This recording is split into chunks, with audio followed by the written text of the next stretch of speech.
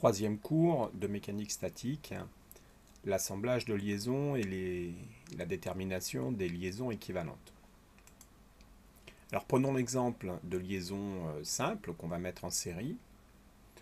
On avait vu en cinématique du solide que lorsque l'on met des liaisons en série, finalement, on augmente le nombre de degrés de liberté par rapport à chacune des liaisons. Si on augmente le nombre de degrés de liberté, ça veut dire qu'au niveau du torseur statique, on augmente le nombre de zéros du torseur statique associé à cette liaison équivalente, qui sont ces zéros finalement synonymes d'un degré de liberté. Alors prenons l'exemple ici pour étudier donc deux liaisons en série, la liaison 1 sur 2 en série avec la liaison 2 sur 3. Imaginons qu'on est soumis à une action extérieure et on verra que l'ensemble des deux liaisons est équivalent à une liaison équivalente dont il faut déterminer le torseur et éventuellement la liaison associée à ces deux liaisons équivalentes. Alors, prenons notre problème, deux liaisons équivalentes. On va imaginer que 3 est soumis à une action mécanique extérieure, autre que celle due aux liaisons. On va isoler 3. Donc, si j'isole 3 et que j'applique le principe fondamental de la statique, je vais avoir deux actions extérieures, une qui est liée à la liaison, une qui est liée à mon action mécanique extérieure. Et je vais donc pouvoir écrire que le torseur statique de 2 sur 3, qui correspond à la liaison de 3, plus le torseur statique de l'extérieur sur 3, vaut le torseur nul. Je pense que ça ne pose pas de problème, c'est une application directe du principe fondamental de la statique qu'on écrit. On reste avec nos deux liaisons, finalement on va isoler 2 plus 3, donc cette fois-ci on va à nouveau écrire que 2 plus 3 est en équilibre, et on va donc à nouveau écrire le principe fondamental de la statique.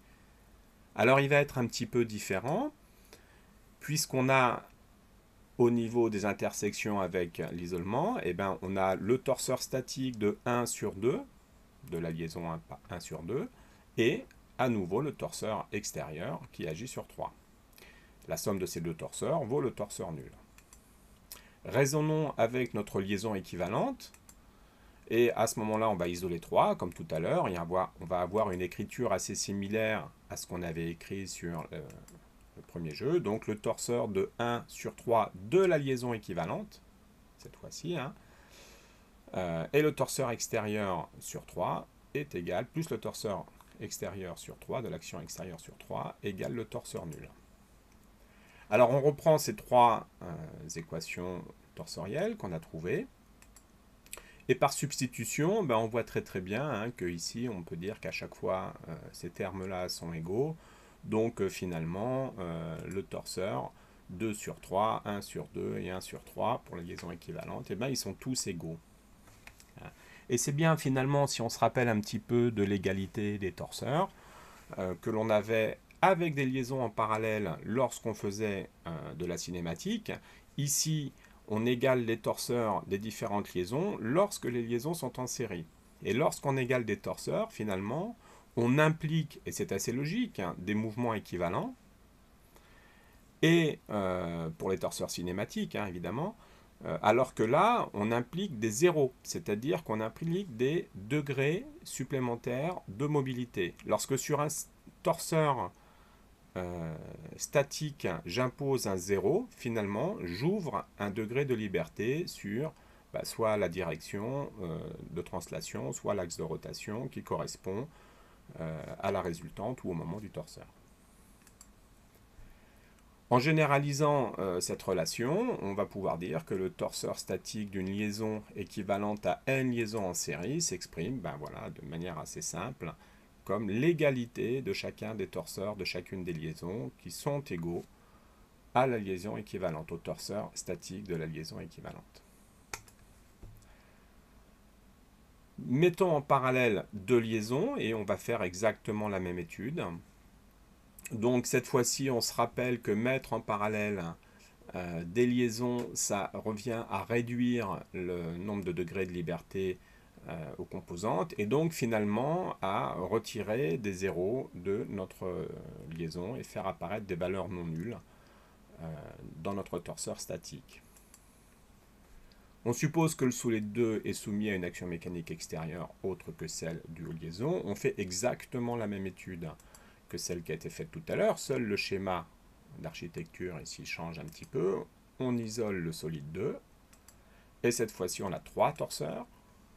3 torseurs dont la somme vaut 0. Le torseur qui passe par L1 qui va sur 2. Le torseur qui passe par L2 qui va sur 2. Et le torseur lié à l'action mécanique extérieure. On isole cette fois-ci la liaison équivalente. Si 2 est en équilibre, alors on va à nouveau faire notre PFS. Et on va dire que le torseur de 1 sur 2 plus le torseur extérieur et le torseur nul. On reprend ces deux éléments et là on voit très très bien que le torseur extérieur c'est moins le torseur de 1 sur 2 qu'on remplace ici. Ce torseur de 1 sur 2 avec un signe moins, on le passe de l'autre côté de l'égalité et on arrive au résultat. Donc le torseur de 1 sur 2 par L1 plus le torseur de 1 sur 2 par L2 égale le torseur de 1 sur 2 par la liaison équivalente. Alors vous pouvez passer un petit peu de temps à regarder les notations, parce que toujours pareil en mécanique, il faut être très attentif aux notations et bien voir. Là on a 1 sur 2 qui correspond à un torseur de 1 sur 2 qui correspond à la liaison 1, un torseur de 1 sur 2 qui correspond à la liaison 2, et encore un torseur de 1 sur 2 qui correspond à la liaison équivalente. Donc vous voyez bien que si on oublie de mettre L1, L2, L équivalente, on s'y perd. Alors où est-ce qu'on va mettre le L équivalente? On peut le mettre au niveau du torseur. Voilà, il n'y a pas réellement d'écriture normalisée pour parler de tout ça. Il faut trouver le moyen d'exprimer chacune de ces liaisons, chacun de ces torseurs, parce qu'ils sont tous les trois différents. Voilà, donc vous voyez, le cours était extrêmement simple et court. Il faudra passer ensuite aux applications.